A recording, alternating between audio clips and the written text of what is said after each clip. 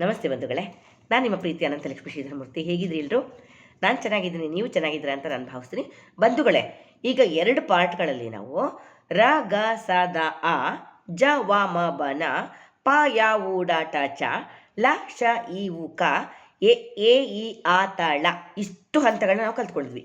ಈಗ ಇನ್ನು ಉಳಿದ ಹಂತಗಳು ಯಾವುದು ನೋಡಿ ಒಂದ್ಸಲ ನೋಡಿ. ರ ಗ ಸ ದ ಆ ಆಗಿದೆ, ಜ ವ ಮ ಬ ನ ಆಗಿದೆ, ಪಾಯ ಊಡಾಟ ಕಲ್ತಿದ್ದೀರಾ, ಲಶ ಈ ಉಕ ಕಲ್ತಿದ್ದೀರಾ, ಎ ಇ ಆ ತಳ ಇದು ಆಗಿದೆ. ಈಗ ಓ ಔ ಹಾಶ, ಐರುಣ ಛ ಓ, ಧ ಥ ಢ ಭ, ಠ ಘ ಫ ಜಕ, ಅಮ್ಮ ಹ ನ್ಯಾಯ ಇಷ್ಟು ಹಂತ ಕಲ್ತ್ಬಿಟ್ರೆ ನೀವು ವರ್ಣಮಾಲೆ ಎಲ್ಲ ಪೂರ್ತಿ ಕಲ್ತ ಹಾಗಾಗುತ್ತೆ. ಓಕೆನಾ? ಈಗ ನಾನು ಓ ಔ ಹಾಶ ಇಂದ ಶುರು ಮಾಡ್ತೀನಿ. ಓಕೆನಾ? ಹಾಂ, ಅಭ್ಯಾಸ ಮಾಡಿದರೆ ಎಲ್ಲರೂ? ಹಾಂ, ಎಲ್ಲ ಅಭ್ಯಾಸ ಮಾಡಿದಿರಾ ಪದಗಳನ್ನ, ವಾಕ್ಯಗಳನ್ನ ಎಲ್ಲ? Very good. ಈಗ ಓ ಔ ಹಾಶ ನಾವು ಅಭ್ಯಾಸ ಮಾಡೋಣ. ಓ ಔ ಹ ಶ, ಓ ಔ ಹ ಶ, ಓ ಔ ಹ ಶ. ಇದರಲ್ಲಿ ಏನೇನು ಪದ ಬರುತ್ತೆ?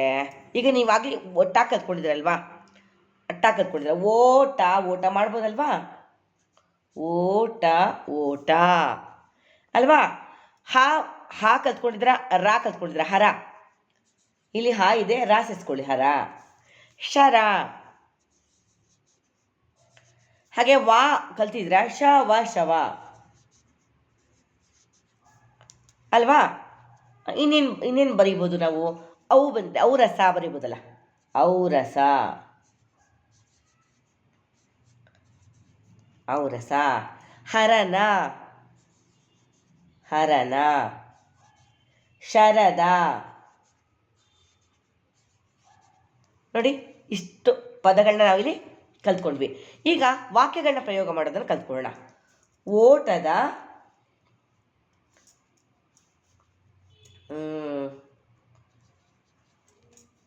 ಓಟದ ಆಟ.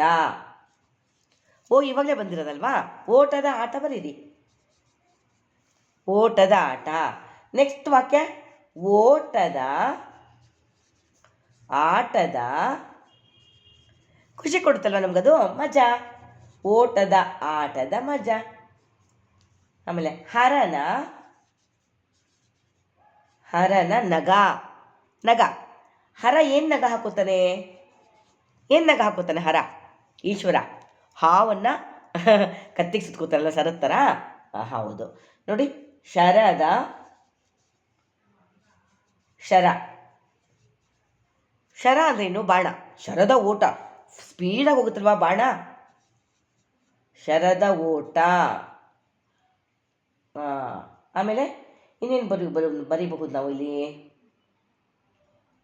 ಓಟ, ಹರನ, ಶರದ. ನೋಡಿ, ಈ ಥರ ಸಿಂಪಲ್ ಸೆಂಟೆನ್ಸನ್ನ ನಾವು ಮಾಡ್ತಕ್ಕಂಥದ್ದು. ಆಮೇಲೆ ಇಲ್ಲಿ ಹವಾಳ ಇದೆ, ಹವಳದ ಸರ ಮಾಡ್ಬೋದು. ಹವಳದ ಸರ, ಹವಳದ ಸರ. ರಗಸದ ಕಲ್ತ್ಕೊಂಡಿದ್ದಲ್ಲ, ಸೊ ಹವಳದ ಸರ ಮಾಡ್ಬೋದು. ನೋಡಿ, ಇದೊಂದು ಹಂತ ಮಾಡಿಬಿಟ್ರೆ ಓ ಔ ಹಾಶ ಆಗಿ ಹೋಯಿತು. ಓ ಔ ಹಾಶ. ಈಗ ನೆಕ್ಸ್ಟ್ ಏನಿದೆ? ಐರುಣ ಛಾವು ಅಲ್ವಾ? ನೋಡಿ, ಓ ಔ ಶಹ ಆದ ತಕ್ಷಣ ಐರುಣ ಛಾವು ಅದನ್ನು ಕಲ್ತ್ಕೋಬೇಕು. ಅದನ್ನು ಕಲ್ತ್ಕೊಳ್ಳೋಣ. ಐ ರು ಣ ಛ ಓ, ಐರುಣ ಛಾವೋ. ಇದ್ರೆ ಐನಲ್ಲಿ ಏನು ಪದ ಬರುತ್ತೆ? ಐದು ಅಂತ ಪದಕ್ಕೆ ನಿಮಗೆ ಕೊಂಬು ಗೊತ್ತಿಲ್ಲ, ಸೊ ಐವರ, ಐವರ, ಐವರ. ಈ ರು ಇಂದ ಋಣ ಮಾಡ್ಬೋದಲ್ಲ, ಋಣ.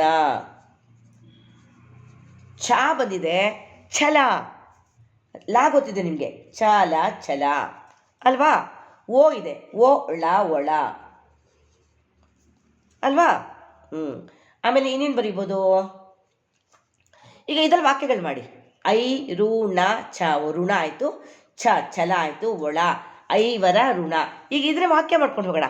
ಐವರ ಋಣ, ಐವರ ಋಣ.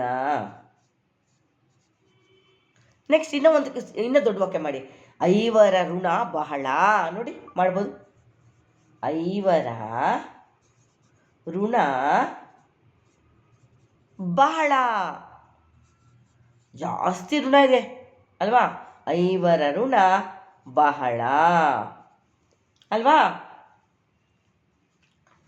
ಛಲದ ಆಟ,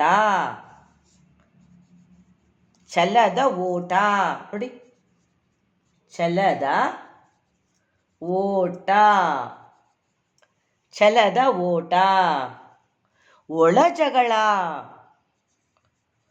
ಒಳ ಜಗಳ ಪದ ಆಯಿತು. ಒಳ ಜಗಳ, ಗಾ ಬಂದಿದೆ ನಿಮಗೆ, ಜಾ ಬಂದಿದೆ, ಳಾ ಬಂದಿದೆ. ಈಗ ಒಳ ಜಗಳ ಕಂಡುಹಿಡಿದ್ರಿ ಅಲ್ವಾ. ಈ ರೀತಿ ನಾವು ಪದಗಳನ್ನ ಬರ್ಕೊಳ್ತಾ ಹೋಗೋದು. ಋಣದ ಋಣದ ಋಣದ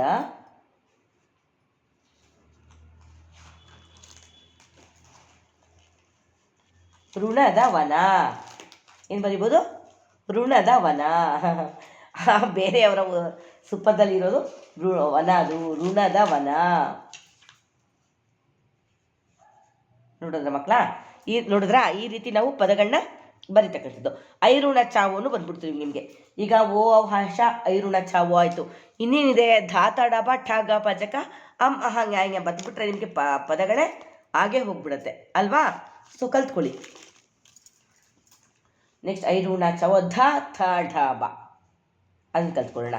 ಧ ಥ ಢ ಬ ಎಲ್ಲ ಮಹಾಪ್ರಾಣಾಕ್ಷರಗಳು, ಅದಕ್ಕೆ ಅದನ್ನೆಲ್ಲ ಕೊನೆಗೆ ಹಾಕಿದ್ದಾರೆ. ಧ ಥ ಢ ಭ, ಧ ಥ ಢ ಭ. ಇಲ್ಲಿ ಪೂರ್ತಿ ಎಲ್ಲ ಮಹಾಪ್ರಾಣ ಅಕ್ಷರಗಳು ನೋಡಿ. ಈಗ ಧ ಇಂದ ಶುರುವಾಗುತ್ತೆ. ಧ ನ ಧನ ಅಲ್ವಾ, ಧನ. ಇದು ಥ, ಥರ ಥರ ಬರೀಬೋದಲ್ವಾ. ಥ ರ ಥ ರ, ಥರ ಥರ. ಢ ಢ, ಢಣ ಢಣ, ಢಣ ಢಣ. ಭ ಭರತ, ಭರತ. ನೋಡಿ ಎಷ್ಟು ಪದ ಆಯ್ತು ನೋಡಿದ್ರ, ಭರತ. ಈಗ ಇದರಲ್ಲಿ ವಾಕ್ಯಗಳನ್ನ ಮಾಡ್ಕೊಂಡು ಹೋಗಿ. ಏನು ಮಾಡ್ಬೋದು ವಾಕ್ಯ? ಧನ ಅಂತ ಇದೆ, ಧನದಲ್ಲಿ ಏನು ವಾಕ್ಯ ಮಾಡ್ಬೋದು? ಧನದ ಋಣ, ಧನದ ಋಣ. ನೋಡಿದ್ರ, ಧನದ ಋಣ ಆಯಿತು. ಇನ್ನೇನು? ಥರ ಥರ, ಧ ಭ ಭರತನ, ಭರತನ ಜಗಳ. ಭರತನ ಜಗಳ ನೋಡಿ, ಭರತನ ಜಗಳ. ಈ ರೀತಿ ನಾವು ವಾಕ್ಯಗಳನ್ನ ಮಾಡ್ತಾ ಹೋಗೋದು. ಧ ತ ಢ ಬ ಆಯ್ತಲ್ವಾ. ಇನ್ನು ಠ ಘ ಪ ಝ ಕ ನೋಡಿ. ಠ ಠ ಘ, ನೋಡ್ತಾ ಇದ್ದೀರಾ? ಪ, ಇದು ಘ, ಇದು ಪ, ಡಿಫ್ರೆನ್ಸು. ಠ ಘ ಪ ಝ ಖ, ಠ ಘ ಪ ಝ ಕ. ಇದರಲ್ಲಿ ಏನೇನು ಬರಿಬೋದು? ಇದು ಠ, ಠ ಇಂದ ಸಾಮಾನ್ಯಕ್ಕೆ ಯಾವುದು ಪದ ಸ್ಟಾರ್ಟ್ ಆಗಲ್ಲ, ಕೊನೆಯಲ್ಲಿ ಮಠ ಆಗುತ್ತೆ ನೋಡಿ. ಮ ಠ, ಮಠ. ಮಠ ಸ್ವಾಮೀಜಿಗಳಿರ್ತಾರಲ್ಲ, ಮಠ ಮಠ. ಘ ಘ ನ, ಘನ ಆಯ್ತಾ. ಫ ಲ ಫಲ, ಫ ಲ ಫಲ. ಝ ಣ ಝಣ ಝಣ ನೋಡಿ. ಝ ಣ ಝ ಣ ಝಣ ಝಣ ಅಲ್ವಾ. ಖ ಗ ಖಗ, ಖಗ ಅಂದರೆ ಪಕ್ಷಿ, ಹದ್ದು, ಖಗ. ನೋಡಿ ಈ ರೀತಿ ಪದಗಳನ್ನ ನಾವು ಬರಿಬಹುದು, ವಾಕ್ಯಗಳನ್ನ ಮಾಡ್ಕೊಂಡು ಹೋಗ್ಬೋದು. ಈಗ ಮಠದ ಮಠ ಅಂತ ಇದೆ, ಇಲ್ಲಿ ಮಠದಿಂದ ಏನಾದ್ರು ವಾಕ್ಯ ಸೇರಿಸ್ಬೋದ ನೋಡಿ. ಮಠದ, ಮಠದ ಏನು ಬರಿಬೋದು? ಮಠದ ದನ. ಮಠದಲ್ಲಿ ಹಸು ಇದೆ, ದನ ಬರೀರಿ. ಮಠದ ದನ. ಇದು ದನ ಅಂದರೆ ಹಸು. ಇನ್ನೊಂದು ಮಠದ ದನ ಅಂದರೆ ಮಠದಲ್ಲಿ ತುಂಬ ದುಡ್ಡಿದೆ, ಅದು ಮಠದ ಧನ ಆಗುತ್ತೆ. ನೋಡಿ, ಮಠದ ಧನ. ಧನ ಅಂದರೆ ಹಣ, ದುಡ್ಡು. ಧನ ಮಹಾಪ್ರಾಣ ಧ ಬಂದರೆ ಧನ, ದುಡ್ಡು. ದನ ಅಂದರೆ ಹಸು. ಓಕೆನಾ? ಇನ್ನೇನು ಬರಿಬೋದು? ಘನ.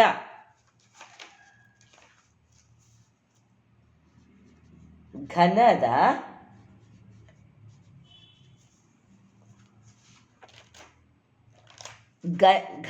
ಘನಫಲ. ಕ್ಯೂಬ್ ಕಂಡುಹಿಡಿತೀವಲ್ಲ ಅದು ಘನದ ಘನಫಲ. ನೋಡಿ, ಪದ ಆಯಿತು, ವಾಕ್ಯ ಆಯಿತು, ಪುಟ್ಟ ವಾಕ್ಯ ಆಯಿತು. ಘನದ ಘನಫಲ. ಝಣದ ಹಣ. ಚಿಲ್ಲರೆ ದುಡ್ಡು ಹೆಂಗೆ ಝಣಝಣ ಅನ್ನತ್ತಲ್ವಾ? ಝಣದ ಹಣ ಬರೀರಿ. ಝಣದ ಹಣ, ಕಾಯಿನ್ಸ್. ನೋಡಿ, ಝಣದ ಹಣ ಆಯಿತು. ಇನ್ನೇನಿದೆ? ಖಗದ ಫಲ. ಖಗ ಹಣ್ಣನ್ನೆಲ್ಲ ತಿನ್ನುತ್ತಲ್ವಾ? ಬೀಜ ತಿನ್ನುತ್ತೆ, ಹಣ್ಣು ತಿನ್ನುತ್ತೆ ಅಲ್ವಾ? ಆ ಖಗದ ಫಲ, ಖಗದ ಅದು ಹಣ್ಣು ಅಂತ ಆಗುತ್ತೆ. ಆಯಿತಾ? ಈ ರೀತಿ ನಾವು ವಾಕ್ಯಗಳನ್ನ ಮಾಡ್ಬೋದು. ಈಗ ಠ ಘ ಪ ಜಕ ಆಯಿತು. ಇನ್ನು ಅಮ್ಮಹ ನ್ಯಾ ಇನ್ಯ ಎರಡು ಬರೆದುಬಿಟ್ರೆ ಇಡೀ ನಿಮ್ಮ ಇದನ್ನೇ ಮುಗಿದು ಹೋಗುತ್ತೆ. ಅಹ ನ್ಯಾ ಇನ್ಯ ಅಲ್ವಾ? ಈಗ ಅಮ್ಮಹ ಬರೆಯೋಣವಾ? ಅಹ ನ್ಯಾ ಇನ್ಯ. ಠ ಘ ಪ ಜಕ ನೋಡಿ, ಟ ಐರುಣ ಚವೋ ಧಾತ ಡಬ ಟಗಪ ಚಕ ಅಮ್ಮಹ ನ್ಯಾ ಇನ್ಯ ಅಷ್ಟೇ. ಎಲ್ಲ ಹಂತ ಆಗೋಯ್ತು ನೋಡಿದ್ರೆ ಮಕ್ಕಳ. ಓ ಭಾಷೆ ಆಯಿತು, ಐರುಣ ಚಾವು ಆಯಿತು, ಧಾತ ಡಾಬ್ ಆಯಿತು, ಠ ಗ ಪ ಜಕ ಆಯಿತು. ಈಗ ಅಮ್ಮ ನ್ಯಾ ಇನ್ಯ ಬಂದುಬಿಟ್ರೆ ನಿಮಗೆ ಈ ಪೋರ್ಷನ್ನೇ ಮುಗಿದು ಹೋಗುತ್ತೆ.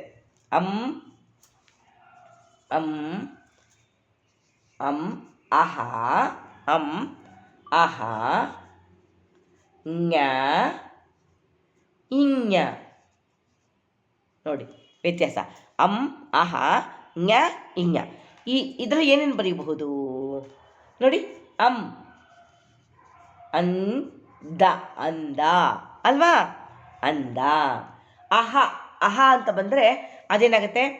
ಲಾಸ್ಟಲ್ಲಿ ಅಂತಃಪುರ ಈ ರೀತಿ ತಾಗೆ ಅಹ ಕೊಡ್ತೀವಿ, ಆ ಥರ ಬರೆಯುವಂತ ಆಗುತ್ತೆ. ಪದಗಳಲ್ಲಿ ಬರುತ್ತೆ.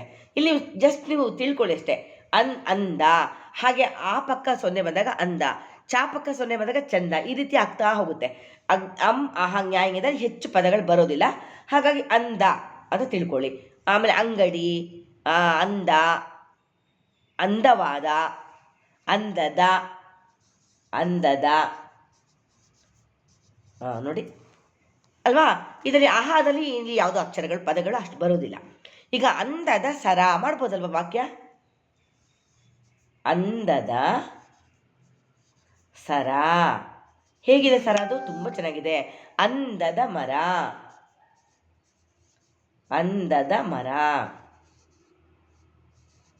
ನೋಡಿ, ಆ ಮರ ಚೆನ್ನಾಗಿದೆ, ಇದು ಚೆನ್ನಾಗಿದೆ. ಅಂದದ ಮರ ಹಾಗೆಲ್ಲ ಬರೀಬೋದು. ಅಂದದ ದಸರಾ. ಅಂದ ಚಂದದ ದಸರಾ ಬರೀಬೋದು. ಚಾಪಕ ಸೊನ್ನೆ ಕೊಡೋದು ಹಿಂಗೆ ಅಂತ ನಿಮ್ಗೆ ಗೊತ್ತಿಲ್ಲ, ಅದಕ್ಕೆ ನಾನು ಇಷ್ಟ ಹೇಳ್ತಾ ಇದ್ದೀನಿ. ಅಂದದ ದಸರಾ.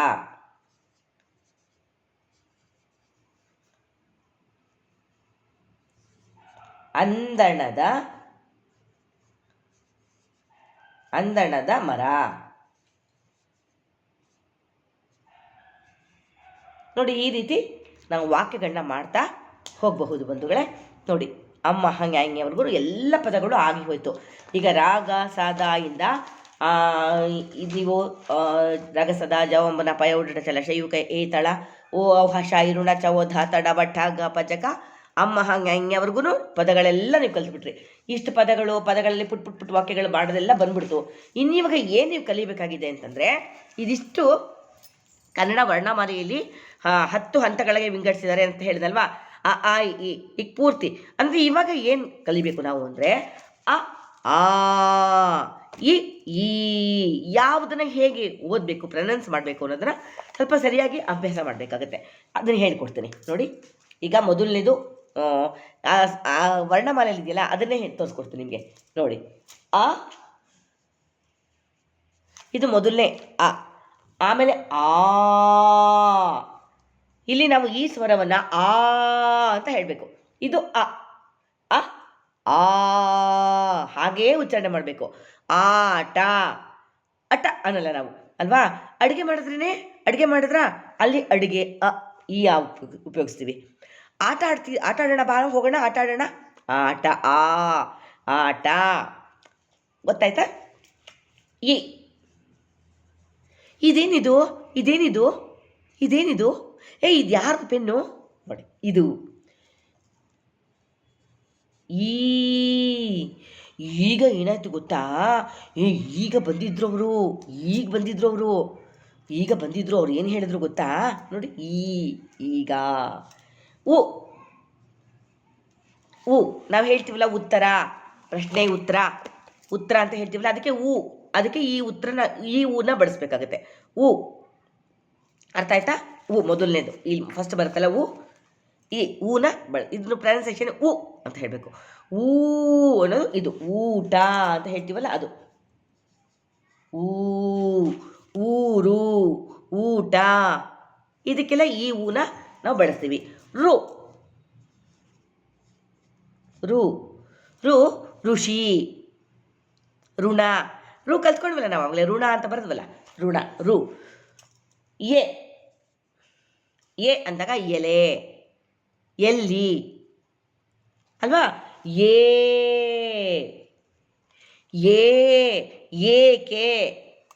ಏಕೆ, ಏನಾಯ್ತು.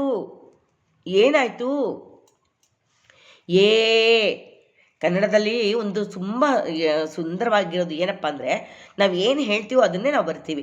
ಹಾಗಾಗಿ ಇದನ್ನು ನಾವು ಚೆನ್ನಾಗಿ ತಿಳ್ಕೊಂಬಿಟ್ರೆ, ಯಾರು ಏನು ಹೇಳ್ತಾರೋ ಅದನ್ನೇ ಕರೆಕ್ಟಾಗಿ ಬರ್ಕೊಂಡು ಹೋಗ್ಬಿಟ್ರೆ ನೀವು ಕರೆಕ್ಟ್ ಪಾಸ್ ಆಗಿಬಿಡ್ತೀರ. ಗೊತ್ತಾಯ್ತಾ? ಐ ನೋಡಿ. ಒಣಗಿದ, ಒಣಗೋಗಿದೆ, ಅದು ಚೆನ್ನಾಗಿಲ್ಲ, ಒಣಗೋಗ್ಬಿಟ್ಟಿದೆ ನೋಡಿ. ಆ ಮರ ಎಷ್ಟು ಚೆನ್ನಾಗಿ ಒಣಗಿದೆ ಗೊತ್ತಾ? ನೋಡಿ. ಇದು ತಲೆ ಮೇಲೆ ಒಂದು ಗೆರೆ ಹಾಕಿದ್ರೆ ಇದು ಓಟ. ಓಡಿಬಿಟ್ಟ, ಓಡಿದ್ರು, ಓಡಿ ಹೋದ ಅಲ್ವಾ.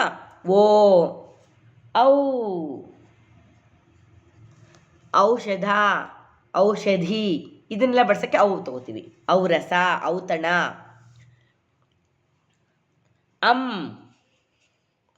ನಾನು ನಿಮ್ಗೆ ಹೇಳ್ಕೊಟ್ಟಲ್ಲ, ಅಂದ, ಚಂದ. ಆಹಾ ಅಂತ ಬರೋದು ಎರಡು ಸೊನ್ನೆ, ಅನುಸ್ವಾರ ವಿಸರ್ಗ ಅಂತ ಹೇಳ್ತೀವಿ. ಆಹಾ ಅಂದರೆ ಯಾವುದೇ ಒಂದು ಅಕ್ಷರದ ಪಕ್ಕ ಎರಡು ಚುಕ್ಕಿ ಮೇಲ್ಗಡೆ ಕೊಟ್ಟಾಗ ಅದು ಅಹ, ತಪಹ, ಜಪಹ ಈ ರೀತಿ ಬರುತ್ತೆ. ಗೊತ್ತಾಯ್ತಾ? ಅಮ್ಮಹ. ನೆಕ್ಸ್ಟು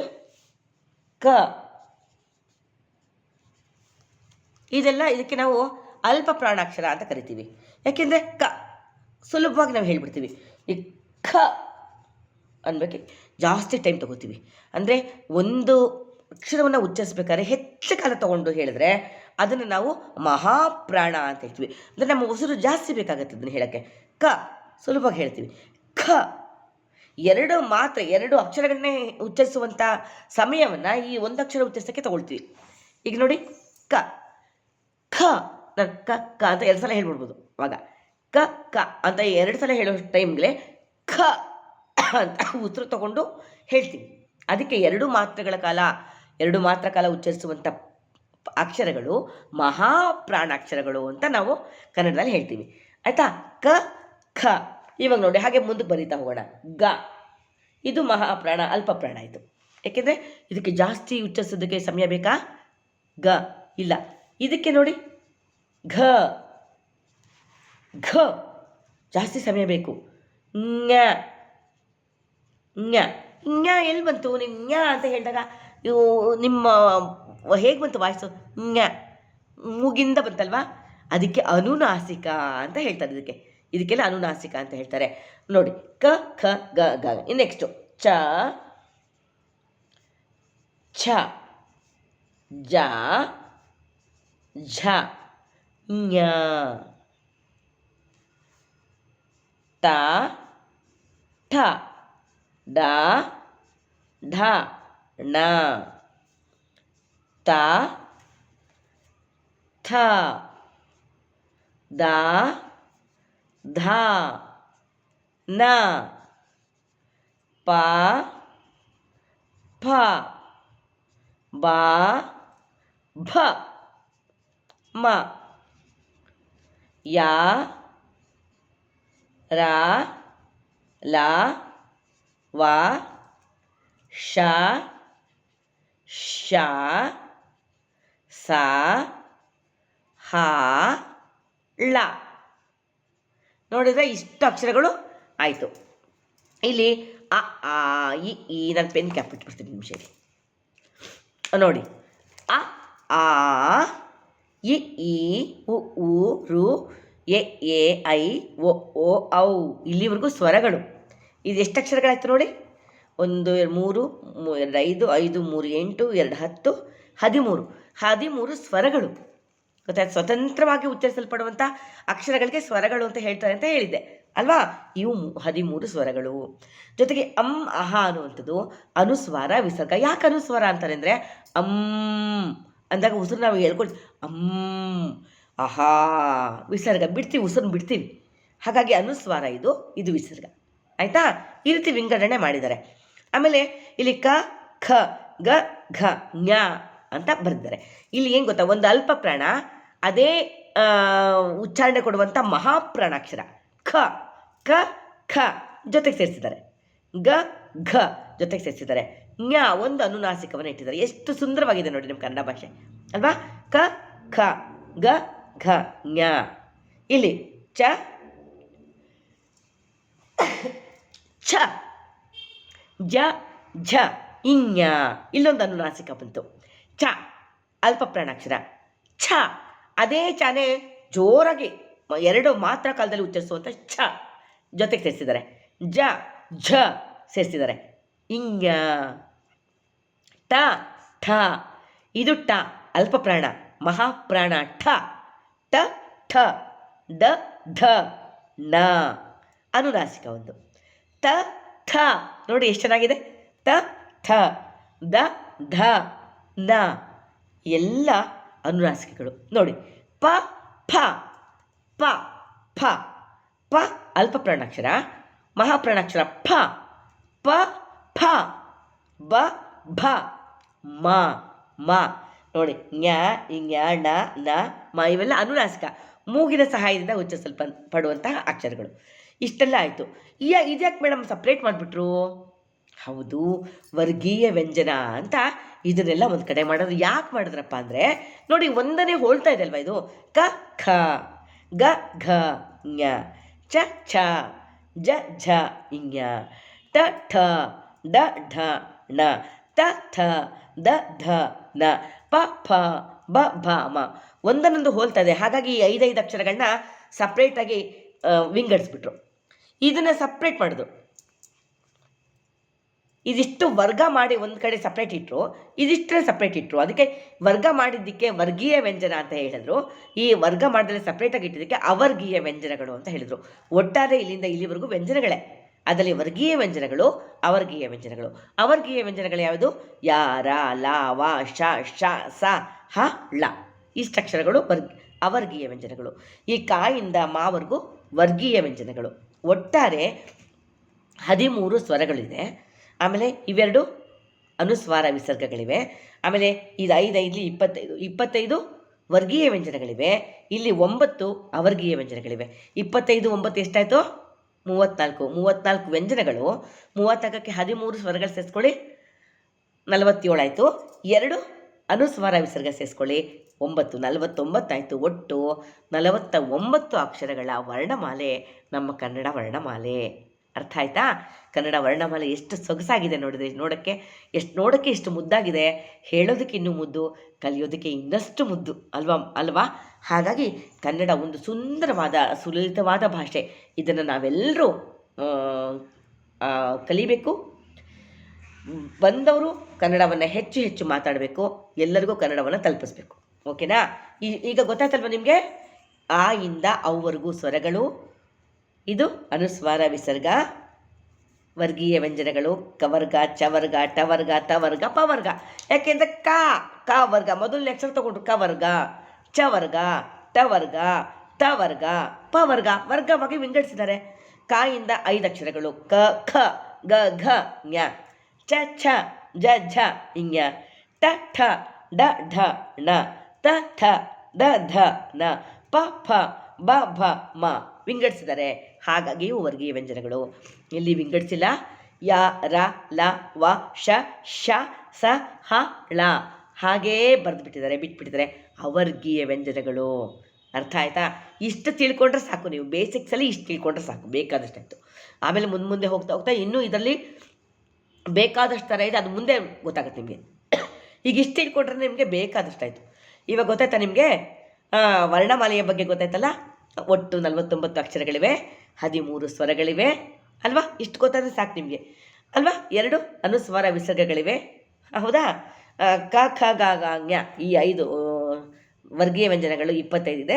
ಅವರ್ಗೀಯ ವ್ಯಂಜನಗಳು 9. ಒಟ್ಟು 25 9 34 ವ್ಯಂಜನಗಳು, 13 ಸ್ವರಗಳು, 2 ಅನುಸ್ವರ ವಿಸರ್ಗಗಳು. ಇಷ್ಟು ಇದನ್ನು ತಿಳ್ಕೊಂಡ್ರೆ ಬೇಕಾದಷ್ಟು. ಇವಾಗ ಇನ್ನು ಮುಂದಿನ ತರಗತಿಯಲ್ಲಿ ನಿಮಗೆ ಈ ಸ್ವರಗಳಿದಿಲ್ಲ, ಈಗ ಇನ್ನು ಬರೀಬೇಕಲ್ಲ ನೀವು. ಈಗ ನೀವು ಇಷ್ಟೇ ನಾವು ಕಲ್ತ್ಕೊಂಡ್ರೆ ಸಾಕಾಗುತ್ತಾ? ಬರೀ ಏನು ಕಲ್ತ್ಕೊಂಡ್ರಿ ಇವಾಗ ನೀವು? ಅರಸನ ಸರ, ಅಗಸನ ಸರ, ಬರೀ ಐವರ ಋಣ ಇಷ್ಟೇ ಕಲ್ತ್ಕೊಂಡ್ರಿ. ಇನ್ನು ನಾವು ಮಾತಾಡ್ತೀವಲ್ಲ ಎಷ್ಟೊಂದು, ನೋಡಿ ಮಾತಾಡ್ತೀವಿ, ಎಷ್ಟೊಂದಿದೆ ನೋಡಿ, ಎಷ್ಟೊಂದು ಹೇಗೆ ಬರೆಯೋದು? ನಾವು ಹೇಗೆ ಬರೆಯೋದು? ನೀವು ಹೇಗೆ ಬರೆಯೋದು? ಅವರು ಹೇಗೆ ಬರೆಯೋದು? ಇದೆಲ್ಲ ಬರೀಬೇಕು ಅಂದರೆ ನಮಗೆ ಈ ಸ್ವರಗಳ ಅಗತ್ಯತೆ ಇದೆ. ಏನಿದೆ? ಈ ಸ್ವರಗಳ ಅಗತ್ಯತೆ ಇದೆ. ಈ ಸ್ವರಗಳಲ್ಲಿ ಮೊದಲನೇ ಸ್ವರ ಅ ಬಂತಲ್ವಾ? ಪ್ರತಿಯೊಂದು ಪದವು ಅ ಅಕ್ಷರದಲ್ಲಿ, ಆ ಸ್ವರದಲ್ಲಿ ಎಂಡಾದರೆ ಅಲ್ಲಿ ಈ ಸ್ವರ ಇದೆ ಅಂತ ತಿಳ್ಕೊಬೇಕು ನಾವು. ಹಾಗೆ ಆ ಅನ್ನೋ ಸ್ವರದಲ್ಲಿ ರಾ, ಇದ್ರ ಬಗ್ಗೆ ನಾನು ಮುಂದಿನ ತರಗತಿಯಲ್ಲಿ ಹೇಳ್ಕೊಡ್ತೀನಿ. ಸುಮ್ಮನೆ ಸಿಂಪಲಾಗಿ ಹೇಳ್ತಾ ಇದ್ದೀನಿ. ಈಗ ರ ಅಕ್ಷರ ತೊಗೊಂಡ್ರೆ, ನಾವು ರ ಅನ್ನೋ ವ್ಯಂಜನ ತೊಗೊಂಡ್ರೆ, ಯಾರ ಇದು ರ ತೊಗೊಂಡ್ರೆ, ಗೆ ಆ ಸೇರಿಕೊಂಡ್ರೆ ರ ಆಗುತ್ತೆ, ರಿಗೆ ಆ ಸೇರಿಕೊಂಡ್ರೆ ರಾ ಆಗುತ್ತೆ, ರಿಗೆ ಈ ಸೇರ್ಕೊಂಡ್ಬಿಟ್ರೆ ರಿ ಆಗುತ್ತೆ, ರಿಗೆ ಈ ಸೇರಿಕೊಂಡ್ರೆ ರೀ, ರಿಗೆ ಊ ಸೇರಿಕೊಂಡ್ರೆ ರು, ರಿಗೆ ಊ ಸೇರಿಕೊಂಡ್ರೆ ರೂ,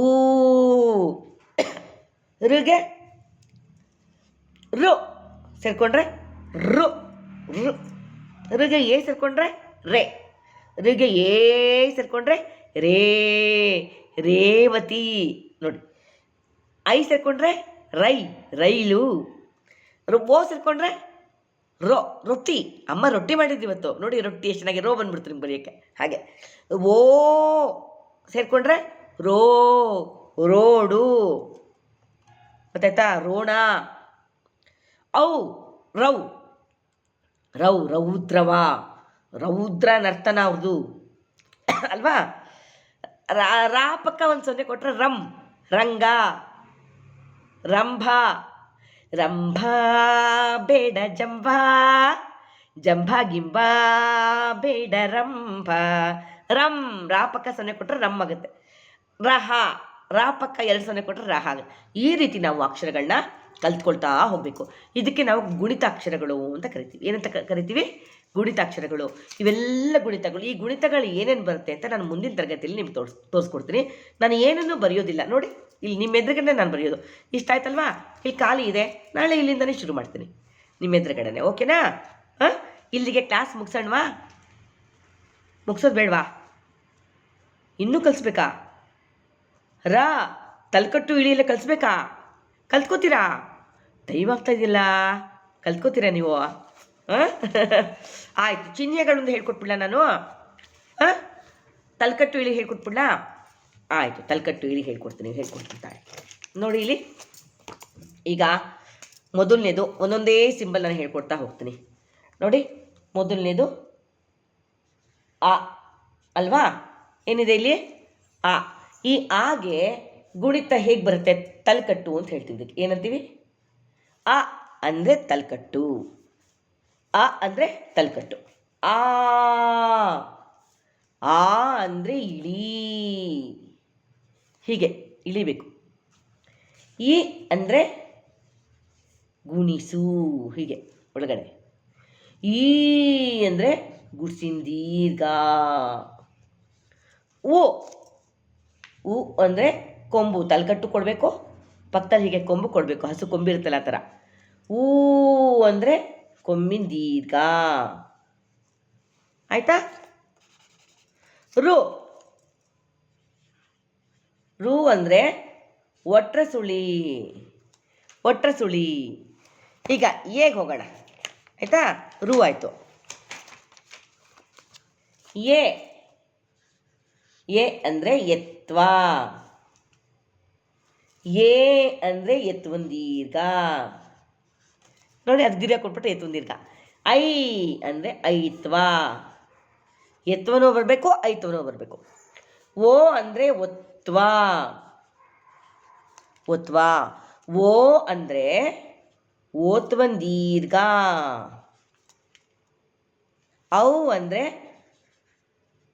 ಔತ್ವ. ನೋಡಿ, ಅಮ್ ಅಂದರೆ 1 0, ಅಹ ಅಂದರೆ 2 0. ಅಹ ಅಂದರೆ 2 0. ಗೊತ್ತಾಯ್ತಾ ನಿಮಗಿದು? ತಲ್ಕಟ್ಟು, ಇಳಿ, ಗುಡ್ಸು, ಗುಡ್ಸಿನ ದೀರ್ಘ, ಕೊಂಬು, ಕೊಂಬಿನ ದೀರ್ಘ. ಗೊತ್ತಾಯ್ತಲ್ವ ನಿಮಗೆ? ಇಷ್ಟೇ. ಈ ಥರ ನೀವು ಅಭ್ಯಾಸ ಮಾಡಬೇಕು. ಅಭ್ಯಾಸ ಮಾಡಿದಾಗ ನಿಮಗೆಲ್ಲ ಸರಿ ಹೋಗುತ್ತೆ. ಏನು ಮಾಡಿ ಗೊತ್ತಾ, ನೀವು ಮನೆಯಲ್ಲಿ ನಿಮಗಿಲ್ಲ ಅಂತ ತೋರಿಸ್ಕೊಡ್ತೀನಿ ನೋಡಿ. ಇನ್ನೂ ಸುಲಭವಾದ ರೀತಿ ತೋರಿಸ್ಕೊಡ್ತೀನಿ. ಇಲ್ಲಿ ನೋಡಿ, ನಿಮ್ಗೆ ಆ ಈ ಬರುತ್ತಲ್ವ, ಈಗ ಆ ಈ ಬರುತ್ತಲ್ವ ನಿಮ್ಗೆ ಅವುವರೆಗೂ ನೋಡಿ. ಇಲ್ಲಿ ನೋಡಿ, ಆ ಬರ್ಕೊಳ್ಳಿ. ಆ ಆಯಿತಾ? ಆ, ಈ, ಉ, ಊ, ರು, ಎ, ಐ, ಓ, ಔ, ಅಂ, ಅಹ. ಇಷ್ಟು ನೀವು ಬರೆದ್ರಿ ಅಲ್ವಾ? ಇವಾಗ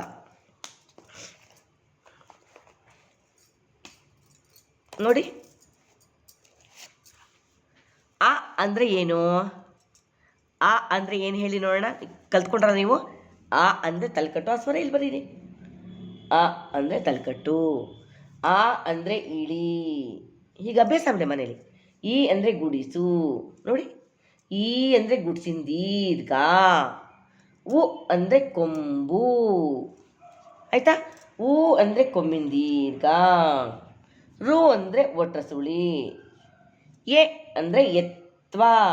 ನೋಡಿ, ಎ ಅಂದರೆ ಎತ್ವನ್ ದೀರ್ಘ.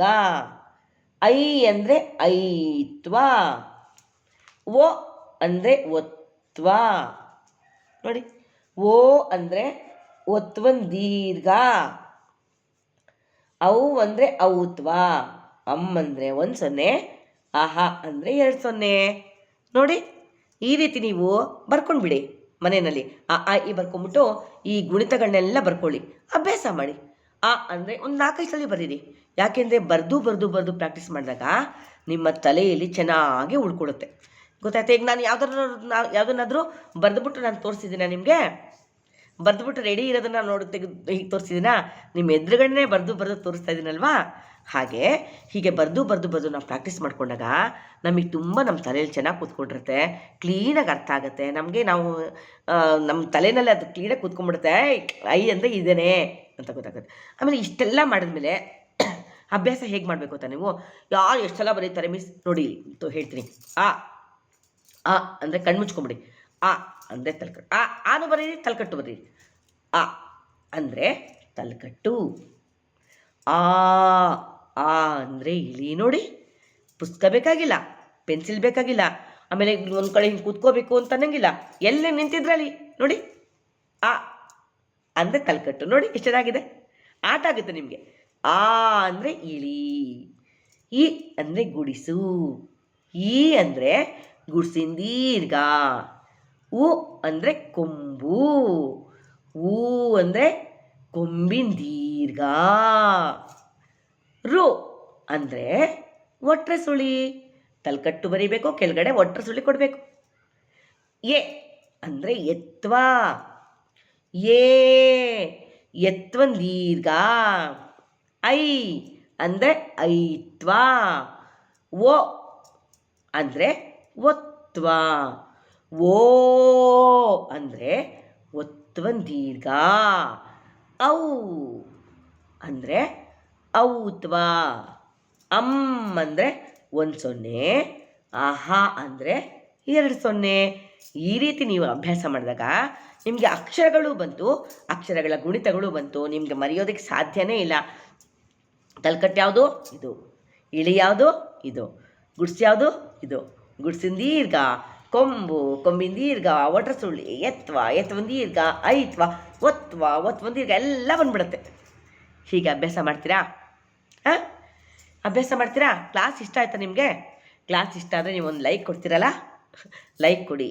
ಆಮೇಲೆ ಇನ್ನೊಂದು ವಿಷಯ, ನಿಮ್ಮ ಮನೆಯಲ್ಲಿ ಯಾರು ಮಕ್ಕಳು ಇಲ್ಲಲ್ಲೇ ಇರ್ಬೋದು, ನಿಮಗೆ ಕನ್ನಡ ಸುಲಲಿತವಾಗಿ ಬರಬಹುದು.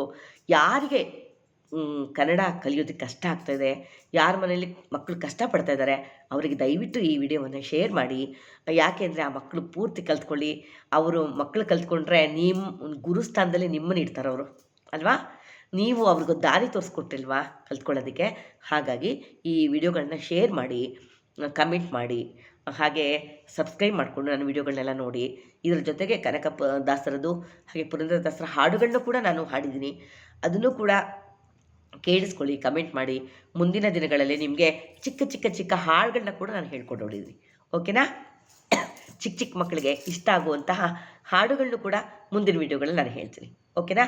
ಈಗ ಇದು ಗೊತ್ತಾಯ್ತಲ್ವಾ? ಹಾಂ, ಗೊತ್ತಾಯ್ತಾ? ಹಾಡಬೇಕಾ? ಆಯಿತು, ಒಂದು ಪುಟ್ಟ ಹಾಡು ಹೇಳ್ಕೊಟ್ಬಿಟ್ಟು ಎಂಡ್ ಮಾಡ್ತೀನಿ. ಓಕೆನಾ?